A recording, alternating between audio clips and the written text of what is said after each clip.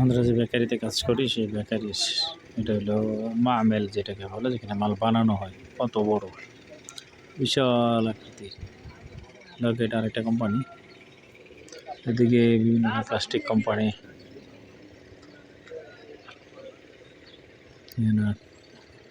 আমেল সব এসে বসে রয়েছে। এটা নাম হলো সানাই। এই যে পাহাড় দেখা যাচ্ছে, এদিকে কিছুই ছিল না, 10 বছর আগে কিছুই ছিল না, এখন অনেক কিছু হয়ে গেছে। এটা হলো আমাদের দোকান, এখানে মাল বানানো হয় এখানে।